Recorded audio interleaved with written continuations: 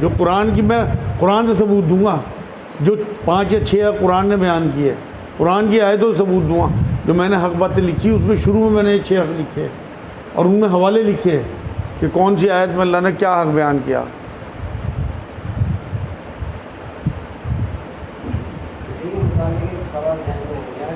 نابالغ بچے ہوتے ہیں چھوٹے، تو تراویح میں تو نماز پڑھا لیتے ہیں تراویح میں، اور فرض کی نمازوں کے لیے انہیں پہلے سرموں کے کھڑا ہونے کی اجازت دیتے ہیں. یہ بات کہاں تک کے ثابت ہے؟ سبھی جو یہ بات جو میں بتا رہا ہوں تمہیں کہ نفلی عبادت ہے.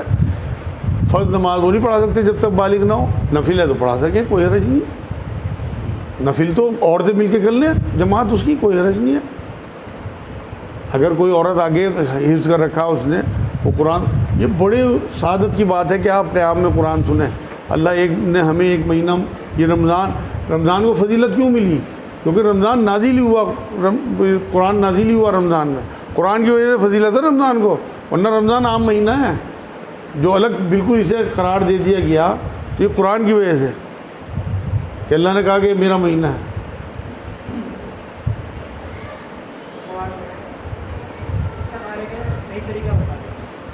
ان کا سوال ہے استخارے کا صحیح طریقہ کیا ہے؟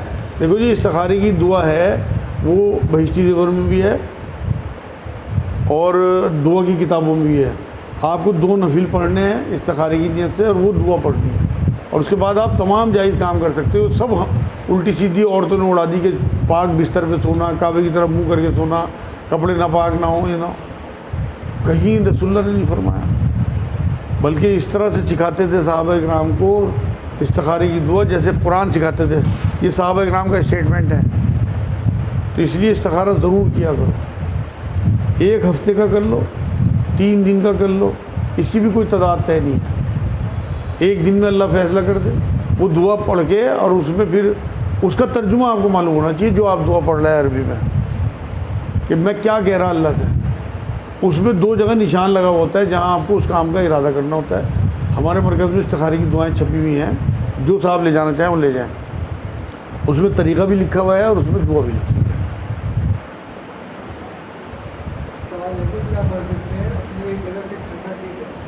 ان کا سوال یہ، مسجد میں بہت سارے لوگ اپنا تولیہ بچھا دیں گے یا جانماز بچھا دیں گے، کیا اس طرح سے جگہ فکس کرنا ٹھیک ہے؟ بالکل بھی ٹھیک نہیں ہے بھائی. مسجدیں جو ہیں پورے مسلمانوں کی ملکیت ہیں، اور جو جب آئے اسے وہاں جگہ ملنی چاہیے.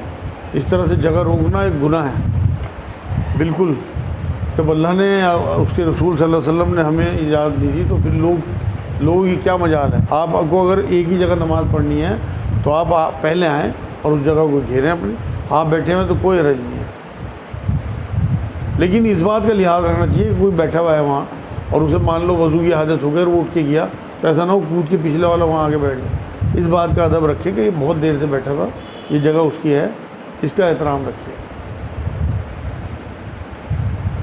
ٹائم دے دو. اچھا، مفتی طارق مسعود صاحب کا ایک حدیث سن رہا تھا، انہوں نے کہا کہ مسجد کے اندر جو ہے وہ کرسیاں رکھنی چاہیے. مطلب جیسے بہت ایک حد کے طور پہ کرسی کا استعمال کرنا چاہیے، کیونکہ ایک تو یہودیوں کے اور عیسائیوں کے مشابہ ہے، اور دوسرا ہے کہ حضور کے وقت میں بھی بیمار ہوئے ہو اور ایسی بیماری ہونے کے مجھے نماز نہ پڑھی گئی، لیکن اس کے باوجود بھی مسجد نبوی میں حضرت ابوبکر یا کسی بھی خلیفہ کے ٹائم میں کوئی اسٹول یا ایسی چیز نہیں رکھی گئی جو زمین سے اوپر. ان کا سوال یہ ہے، طارق مسعود صاحب یہ کہتے ہیں کہ کرسی نہیں ہونی چاہیے. میں بالکل ان سے متفق ہوں، کیونکہ نبی کی جو سنت ہے نیچے بیٹھ کے پڑھنے والی، وہ چاہے ٹانگ سیدھی کر کے پڑھے آدمی، دونوں ٹانگیں کعبے کی طرف کر کے پڑھ لے، جیسے بھی ہو بیٹھ کے ہی نماز پڑھنا سنت ہے. میں بالکل حق میں نہیں ہوں ان کرسیوں کے. لوگوں نے اس کی وجہ سے تماشا بنا رکھا، پہلی صف کی خوبصورتی ختم کر دی. دیکھو ایک بات بتاؤں گا آپ کو، اگر کسی کو کوئی معذوری ہے نا اور اسے کرسی پہ پڑھنی ہے، اسٹول پہ یا پیچھے مطلب نیچے بیٹھ کے پڑھنی ہے، تو اسے سب سے پچھلی صف ہے. جو ایک جماعت کی خوبصورتی ہے نا وہ نہیں خراب کرنی چاہیے. یہ تو پیسے والے یا علم والے یا غصے والے یا روب والے لوگ جو ہیں نا وہ جا کے کرسی سب سے اگلی صف میں، میرا دل کٹتا ہے دیکھ کے. ابھی اسلام کی خوبصورتی تم ختم کر رہے، تم معذور ہو، پوری جماعت کو معذور کر دیا تم نے. پہلی صف کو پیچھے بچھا لو اپنی، کم سے کم پہلی دوسری صفیں جو ہیں انہیں تو خوبصورت رہنے دو. اب بھی میں اسی حق میں ہوں کہ نیچے بیٹھ کے نماز پڑھی جائے جیسے بھی ہو، اشارے سے پڑھے آدمی. چاہے اول تو میں تو یوں کہوں اگر بہت زیادہ معذوری ہے کیوں آ رہے ہیں مسجد؟ گھر پڑھ دو. جب زیادہ تیز بارش ہوئی یا زیادہ کوئی ایسی مجبوری تو حضور نے اعلان کرا دیا بھائی گھر پڑھ لو. کیوں نمایاں کر رہے ہیں اپنا آپ کو؟ کیوں اپنی معذوری کو تم نے جو ہے وہ لوگوں کے لیے اذیت کا بنا دیا؟ پیاز کھا کے تو آنے کی منائی ہے. کتنی دقت ہوتی ہے آپ کو اندازہ ہے ان کرسیوں سے جو نمازی ہیں پیچھے کھڑے ہونے والے. میرے نزدیک تو بالکل نیچے بیٹھ کے نماز پڑھنا ہی جائز ہے, کرسیوں پہ جائز نہیں ہے. اگر کسی کی بہت ہی مجبوری ہو کہ ڈاکٹر نے کہہ دیا بھائی تیری کمر ہی ٹوٹ جائے گی, یہ ہو جائے گا, تو مجبوری ہے, ورنہ بالکل نیچے بیٹھ کے نماز پڑھنا.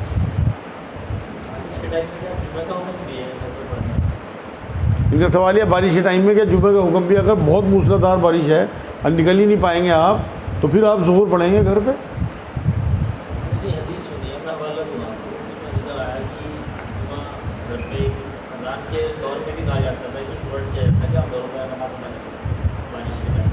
جمعے کی اصل میں جمعے کی نماز کا اس لیے نہیں ہو سکتا کہ اس میں خطبہ ہے. اب پرٹیکولر کوئی ایک آدمی جو خطبہ دینے والا ہوگا, جو امام ہوگا اس وقت کا, وہ جیسے حضور صلی اللہ علیہ وسلم تھے, ان کے بعد خلیفہ راشدین تھے, وہ خطبہ دیا کرتے تھے. خطبے کے ساتھ جڑی ہوئی ہے جمعے کی نماز. ایک مجمع ہونا چاہیے. یہ تو اجتماع ہے, امت کا اجتماع ہفتہ واری. تو اس لیے اگر آپ کو گھر پہ کبھی مجبوری میں پڑھنی بھی پڑے تو یا تو آپ امام کا انتظام کریں جو خطبہ دے اور اچھی خاصی بھیڑ آپ کی ہو جائے وہاں پہ, ادروائز آپ ظہر پڑھ لیں. ایک آدھ جمعہ اس طرح سے اگر آپ کا نکل گیا تو کوئی حرج نہیں ہے.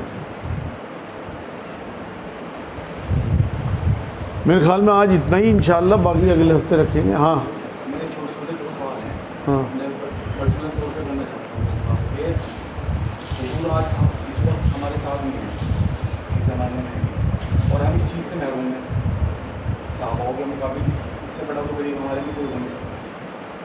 اور اب صحابہ کی زندگی اور ہماری زندگی میں فرق ہے کہ جب آپ نے بتایا کہ سورہ حجرات کی آیت نازل ہوئی تھی تو حضرت عمر اور حضرت ابوبکر اطلاق کے بارے میں ڈسکس کر رہے تھے کہ فلاں آدمی کو امیر بنانا چاہیے اور ان کا قافلہ روانہ کر. حضرت عمر نے دیکھ کے بعد کہ میرے نزدیک کو زیادہ سمجھدار ہیں, فوراً اللہ نے نازل کر دی ہے کہ جب تک حکم نہ ہے اللہ رسول کا کوئی نہ اپنی وہ چلاؤ. ہاں اس کے بعد میں صحابہ کہتے ہیں حضرت انس کہ حضرت عمر کی آواز ایسی ہوئی تھی کان لگا کے سننا پڑتا تھا کہ حضرت عمر کیا کہہ رہے ہیں. ہاں تو ان کا ایسا عمل اور ہمارے تو زندگی میں ان کا سوال سمجھ میں آ گیا بھائی. اس کے بارے میں ایک حدیث سنا دوں, آپ کا جواب آ جائے گا. دیکھو نبی نے ایک بار صحابہ بیٹھے تھے, یہ بات کہی کہ تم اگر دین کے 10ویں حصے کو بھی چھوڑ دو گے تو فلاح نہیں پا سکو گے, نجات نہیں پا سکو گے.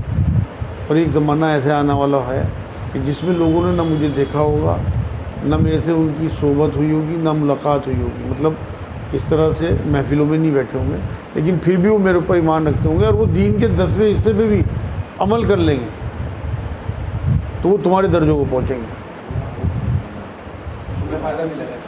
اس جتنی دور جا رہے ہیں نا رسول کے زمانے سے اتنا ہی آپ کو فائدہ ہے. جتنا آپ ایمان پہ اس ٹائم چل رہے ہیں یہ بہت بڑی بات ہے کہ نہ آپ نے رسول کو دیکھا, نہ وحی آتی ہوئی دیکھی, اور نہ صحابہ کو دیکھا.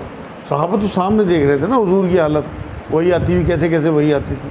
تو اس لیے تو خوشخبری ہے آپ لوگوں کے لیے. اس لیے دین پہ عمل کرتے رہو, جتنا آپ کی استطاعت ہو کرتے رہو. نبی نے بھی ایک بار یہ بات فرمائی, جتنی تمہارے اندر استطاعت ہو کرتے رہو.